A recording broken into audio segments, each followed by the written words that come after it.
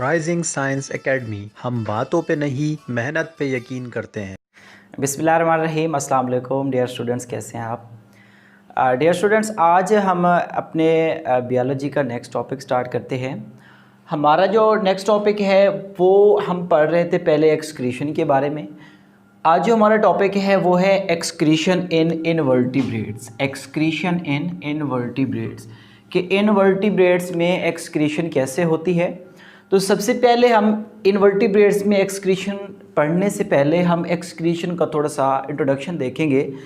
Basically excretion एक ऐसा process है जिसके ज़रिए से कोई जानदार अपनी बॉडी से जो एक्सक्रीटरी प्रोडक्ट या वेस्ट प्रोडक्ट या मेटाबॉलिक वेस्ट, स्पेशली जो नाइट्रोजिनस वेस्ट होते हैं, उनको अपने जिस्म से एलिमिनेट करते हैं या रिमूव करते हैं, तो उसको हम कहते हैं एक्सक्रीशन। अब एक्सक्रीशन को हम कैसे डिफाइन करेंगे? The process of removal of excretory products, metabolic waste and especially nitrogenous waste from the body is known as excretion। यानी किसी जानदार का अपनी बॉडी से excretory product, metabolic waste या नाइट्रोजिनस वेस्ट को ख़ास तौर पर अपने जिस्म से रिमूव करने का जो प्रोसेस है उसको हम कहते हैं एक्सक्रीशन कहते हैं। तो आप लोगों को ये भी पता है कि एक्सक्रीशन का प्रोसेस क्यों ज़रूरी है, क्योंकि जो वेस्ट प्रोडक्ट होते हैं वो हमारी जो बॉडी होती है उसको नॉन फंक्शनल कर देते हैं। जो हमारी बॉडी के सेल्स होते हैं, ऑर्गन्स होते हैं, उनको नॉन फंक्शनल कर देते हैं। उनके फंक्शन को नॉर्मल परफॉर्म करवाने के लिए क्या करते हैं जो ऑर्गेनिजम्स होते हैं, एक्सक्रीशन का प्रोसेस करते हैं। अब हम अपने मेन टॉपिक की तरफ आते हैं, एक्सक्रीशन इन इनवर्टिब्रेट्स। अब सबसे पहला जो सवाल हमारे माइंड में आता है कि इनवर्टिब्रेट्स क्या होते हैं। आप देखें कि जितने भी ऑर्गेनिजम्स हैं उनको हम दो मेजर पार्ट्स में डिवाइड करते हैं। कुछ को हम कहते हैं कि ये वर्टिब्रेट्स होते हैं और कुछ को कहते हैं ये इनवर्टिब्रेट्स होते हैं। अब बात आती है वर्टिब्रेट्स क्या होते हैं और इनवर्टिब्रेट्स क्या होते हैं। वर्टिब्रेट्स ऐसे ऑर्गेनिजम्स होते हैं या ऐसे जानदार होते हैं जिनमें रीढ़ की हड्डी होती है, उनको हम वर्टिब्रेट्स कहते हैं। जिस तरह से हम इंसान है, हमारे अंदर बैकबोन या रीढ़ की हड्डी है। तो जो इनवर्टिब्रेट्स होते हैं ऐसे ऑर्गेनिजम्स होते हैं जिनमें रीढ़ की हड्डी नहीं होती, उनको हम कहते हैं इनवर्टिब्रेट्स कहते हैं। अब जो वर्टिब्रेट्स होते हैं इनका जो बॉडी होता है या बॉडी स्ट्रक्चर होती है वो थोड़ा कम्प्लेक्स होती है और इनके अंदर जो सिस्टम होता है वो थोड़ा कम्प्लेक्स होता है as compare to the invertebrates. आज जो हमारा टॉपिक है वो हम पढ़ेंगे एक्सक्रीशन इन इनवर्टिब्रेट्स। अब सबसे पहले इनवर्टिब्रेट्स, हमारा जो पहला इनवर्टिब्रेट है आपकी बुक के अंदर वो है कि हाइड्रा। हाइड्रा।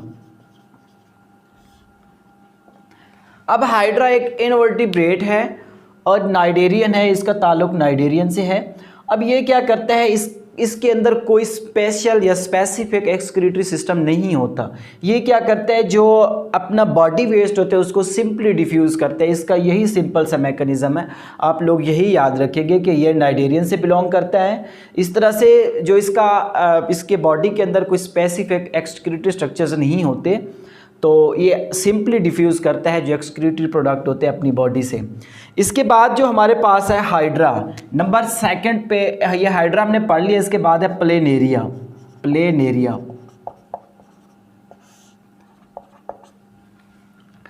अब जो प्लेनेरिया है सबसे पहले हम देखेंगे, जो प्लेनेरिया होते हैं ये बिलोंग करते हैं फ्लैट वर्म्स से। फ्लैट वर्म्स से बिलोंग करते हैं। फ्लैट वर्म से क्यों बिलोंग करते हैं? क्योंकि जो इनका बॉडी होती है ना वो चिपटी होती है। जिस तरह से ये हाथ है ना, इस तरह से इनकी जो बॉडी होती है ना वो ऐसे चिपटी होती है या फ्लैट होती है। ये फ्लैट वर्म से बिलोंग करते हैं। अगर हम इनकी एक्सक्रीटरी सिस्टम की बात करें तो इनमें ट्यूबुलर एक्सक्रीटरी सिस्टम होता है। कौन सा? ट्यूबुलर एक्सक्रीटरी सिस्टम होता है। अब इसका क्या मतलब है ट्यूबुलर एक्सक्रीटरी सिस्टम का? इसका मतलब यह है कि इनमें ट्यूब लाइक स्ट्रक्चर्स प्रेजेंट होती हैं। उन ट्यूब लाइक स्ट्रक्चर्स की मदद से ये जो अपना एक्सक्रीटरी प्रोडक्ट या वेस्ट मटेरियल या नाइट्रोजिनस वेस्ट होता है उनको अपनी बॉडी से रिमूव करते हैं। अब यही जो ट्यूबुलर एक्सक्रीटरी सिस्टम होता है, जो यही ट्यूबुलर जो एक्सक्रीटरी प्रोडक्ट्स होते हैं, तो इनको हम कहते हैं प्रोटोनेफ्रीडियम या प्रोटोनेफ्रीडिया। प्रोटोनेफ्रीडिया इनको हम बोलते हैं प्रोटोनेफ्रीडिया। ऐसे एक्सक्रीटरी स्ट्रक्चर्स जो प्लेन एरिया में एक्सक्रीटरी मटेरियल्स को या नाइट्रोजिनस वेस्ट को या मेटाबॉलिक वेस्ट को प्लेन एरिया की बॉडी से रिमूव कराए, उनको हम क्या कहते हैं, प्रोटोनेफ्रीडिया या प्रोटोनेफ्रीडियम कहते हैं। अब हम ज़रा इनके बॉडी स्ट्रक्चर्स को देखते हैं कि ये इसमें इसकी बॉडी स्ट्रक्चर किस तरह से होती है और उसमें प्रोटोनेफ्रीडियम कहाँ कहाँ पे प्रेजेंट होते हैं, ये हम देखते हैं। तो इसको समझने के लिए हम डायग्राम बनाएंगे। डायग्राम कुछ प्लेन एरिया की डायग्राम कुछ यूँ है कि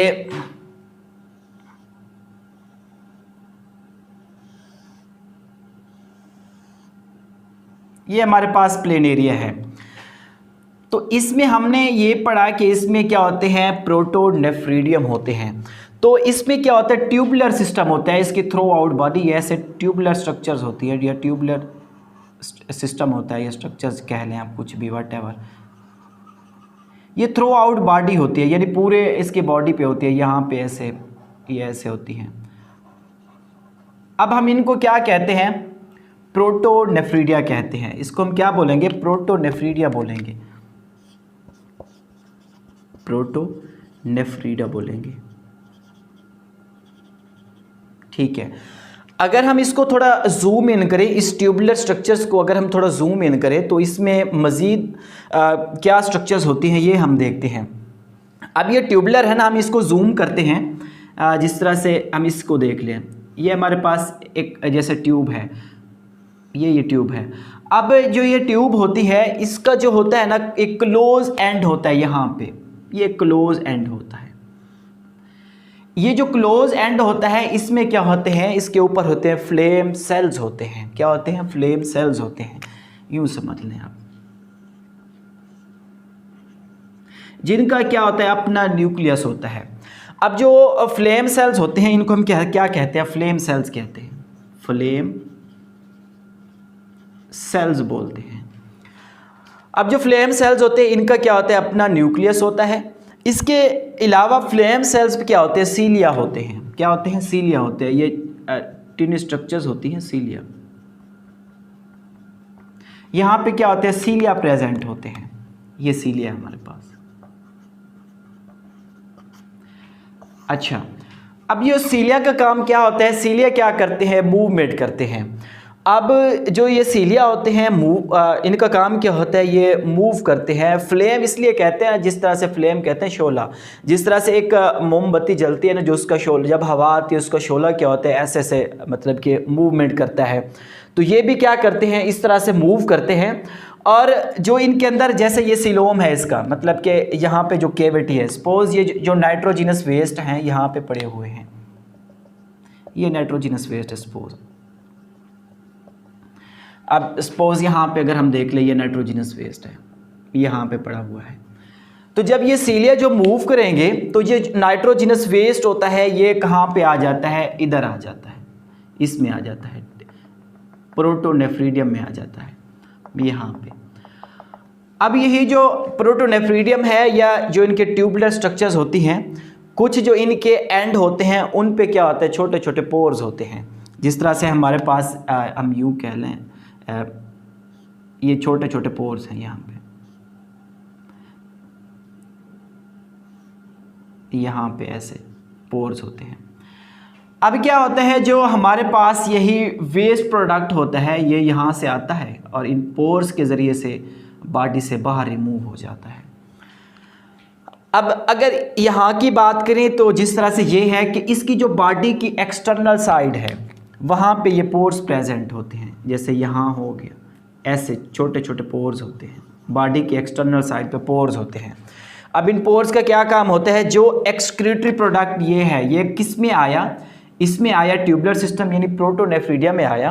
प्रोटोनेफ्रीडिया से क्या होता है, ये जो प्रोटोनेफ्रीडिया होता है यहाँ पे क्या होते हैं, सीलिया होते हैं।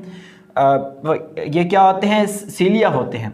सीलिया क्या करते हैं, अपनी मूवमेंट के ज़रिए इसको इस ट्यूब में ले आते हैं, जिस तरह से हमने यहाँ पे देखा, ट्यूब में ले आए और ट्यूब से फिर क्या करते हैं, बॉडी से बाहर रिमूव कर देते हैं, यानी आउटसाइड द बॉडी इसको क्या करते हैं, रिमूव कर देते हैं। ये हमारे पास था एक्सक्रीटरी एक्सक्रीशन इन इन्वर्टिब्रेट्स, जिस तरह से हमने हाइड्रा में पढ़ा, हाइड्रा में कोई एक्सक्रीटरी स्ट्रक्चर्स नहीं होती, वो क्या करते हैं, सिंपली डिफ्यूज़ करते हैं अपनी बॉडी से। इसी तरह से हमने प्लेनेरिया की बात की। प्लेनेरिया में क्या होता है, इसमें ट्यूबुलर सिस्टम होता है। उस ट्यूबुलर सिस्टम को या उस ट्यूबुलर स्ट्रक्चर्स को हम क्या कहते हैं, प्रोटोनेफ्रीडियम कहते हैं। प्रोटोनेफ्रीडियम एक ट्यूबुलर सिस्टम है। फिर हमने उसको जूम इन किया, उसके बाद हमने यहाँ पे देखा, यहाँ पे फ्लेम सेल्स होते हैं। फ्लेम सेल्स पे ऊपर क्या होते हैं, सीलिया होते हैं। सीलिया क्या करते हैं, बीट करते हैं या मूव करते हैं, बीट करते हैं और एक्सक्रीटरी प्रोडक्ट को क्या करते हैं, ट्यूब में ले आते हैं। जो ट्यूब होती है या प्रोटोनेफ्रीडियम होता है, इसमें क्या होता है, स्मॉल पोर्स होते हैं, छोटे छोटे सुराख होते हैं। छोटे छोटे सुराख की मदद से वो क्या करते हैं, जो मेटाबॉलिक वेस्ट होते हैं या इनका नाइट्रोजिनस वेस्ट समझ लें, ये क्या होते हैं, अपनी बॉडी से एक्सक्रीट करते हैं। अब एक यहाँ पे है, जो प्लेनेरिया होते हैं ये फ्रेश वाटर होते हैं। क्या होते हैं, फ्रेश वाटर होते हैं। ये फ्रेश वाटर में प्रेजेंट होते हैं। इसका मतलब फ्रेश वाटर में रहते हैं तो हमें पता होना चाहिए कि इनमें जो वाटर कंसंट्रेशन है वो ज़्यादा होती है। अब जब इनमें वाटर कंसंट्रेशन ज़्यादा होगी तो इनका जो एक्सक्रीटरी प्रोडक्ट होगा वो अमोनिया होगा। क्या होगा, इनका जो एक्सक्रीटरी प्रोडक्ट होगा वो अमोनिया होगा, जो कि इनके जो केविटी है, बॉडी केविटी है, उसमें प्रेजेंट होता है। और यही सीलिया की मदद से किस में आता है, ट्यूबुलर स्ट्रक्चर यानी प्रोटोनेफ्रीडियम में आता है। तो उसकी मदद से ये पोर्स के ज़रिए से इसकी बॉडी से बाहर रिमूव किया जाता है। ये हमारे पास था प्लेनेरिया के बारे में, यानी प्लेनेरिया में एक्सक्रीशन किस तरह से होती है। तो इंशाल्लाह हम अपने नेक्स्ट टॉपिक में हम अर्थवर्म में और कॉकरोच में एक्सक्रीशन के बारे में पढ़ेंगे। ये आज का हमारा टॉपिक था। इसमें कोई भी सवाल हो तो आप कमेंट बॉक्स में मेंशन कर सकते हैं। Thank you.